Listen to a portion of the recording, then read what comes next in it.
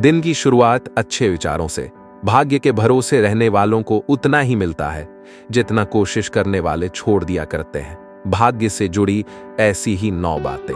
भाग्य को लेकर दुनिया 2 धड़ों में बनती है, एक जो भाग्य को मानते हैं, दूसरे जो कर्म को प्राथमिकता देते हैं। सनातन धर्म कहता है कि कर्म और भाग्य एक ही गाड़ी के 2 पहिए हैं।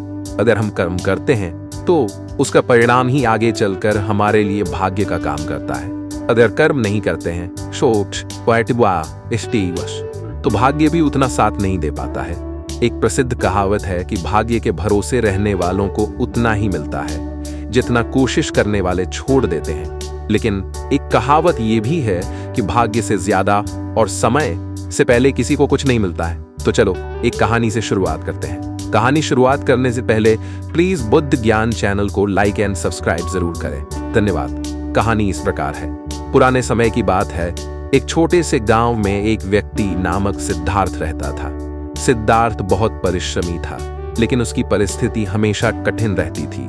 वह जितनी भी मेहनत करता उतनी ही अधिक समस्याएं उसके सामने खड़ी हो जाती। सिद्धार्थ ने जीवन के इस द्वंद्व को समझने के लिए एक यात्रा पर निकलने का निर्णय लिया। एक दिन वह अपने गांव के बौद्ध मठ में पहुंचा और वहां के प्रमुख बौद्ध भिक्षु से मिलने का निश्चय किया। भिक्षु एक बुद्धिमान और ज्ञानी व्यक्ति थे जिनके पास हर समस्या का समाधान था। सिद्धार्थ ने अपनी कठिनाइयों की कहानी सुनाई और पूछा, भिक्षु जी, मैं दिन रात मेहनत करता हूँ, फिर भी मेरी स्थिति नहीं बदलती। क्या यह मेरा भाग्य है?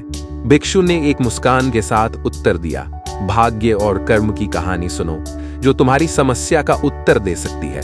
कर्म की कहानी बहुत समय पहले बुद्ध के समय में एक व्यक्ति नामक अनंदा था। अनंदा ने एक दिन बुद्ध से पूछा, भगवान, क्या हमारा भाग्य पहले से तय होता है? क्या हम उसे बदल सकते हैं? बुद्ध ने उत्तर दिया, अनंदा, एक व्यक्ति का भाग्य उसके कर्मों के अनुसार बदलता है। जैसे एक किसान खेत में बीज बोता है, वैसे ही हमारे कर्म हमारे भविष्य के फलों को जन्म देते हैं। बुद्ध ने एक नई कहानी सुनाई। एक समय की बात है। एक राजा था जो बहुत ही धनी और शक्तिशाली था। राजा का नाम था महेंद्र। महेंद्र को अपने राज्य की समृद्धि और अपनी शक्ति पर बहुत गर्व था। एक दिन महेंद्र ने अपने दरबारियों से पूछा, क्या कोई ऐसा है जो मेरे भाग्य को बदल सके? दरबारियों ने बहुत सोच विचार किया, लेकिन किसी के पास उत्तर नहीं था। तभी एक वृद्ध भिक्षु दरबार में आया और उसने कहा, महेंद्र ने पूछा, कैसे? भिक्षु ने कहा, मैं तुम्हें एक कहानी सुनाता हूँ। कहानी के भीतर कहानी पुराने समय में एक गरीब किसान था। उसका नाम रमेश था। रमेश बहुत परिश्रमी था, लेकिन उसकी फसल हमेशा खराब हो जाती थी। एक दिन उसने सोचा कि उसे अपने भाग्य को बदलने के लिए भगवान से प्रार्थना करनी चाहिए। रमेश भगवान बुद्ध के पास गया और अपनी स्थिति की व्यथा सुनाई।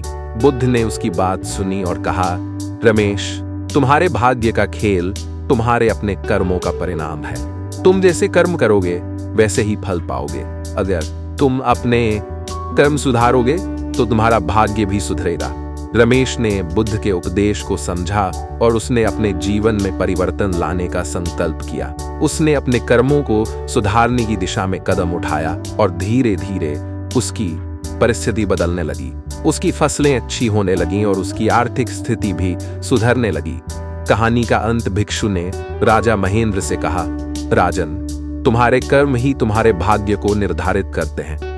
यदि तुम अपने कर्मों को सुधारोगे तो तुम्हारा भाग्य भी बदलेगा। यह भाग्य का खेल नहीं बल्कि कर्म का खेल है। जब महेंद्र ने सत्य को समझा और उसने अपने जीवन में सकारात्मक परिवर्तन लाने का संकल्प किया। सिद्धार्थ की शिक्षा। सिद्धार्थ ने भिक्षु की कहानी को ध्यान से सुना और उसने समझा कि उसके जीवन की कठिनाइयां उसके कर्मों का परिणाम है। उसने अपने कर्मों को सुधारने का संकल्प लिया और अपने जीवन को बेहतर बनाने की दिशा में कदम। भाग्य और कर्म की यह बौद्ध कहानी हमें सिखाती है कि हमारा भाग्य हमारे अपने हाथों में है। हमें अपने कर्मों को सुधारने की दिशा में प्रयास करना चाहिए।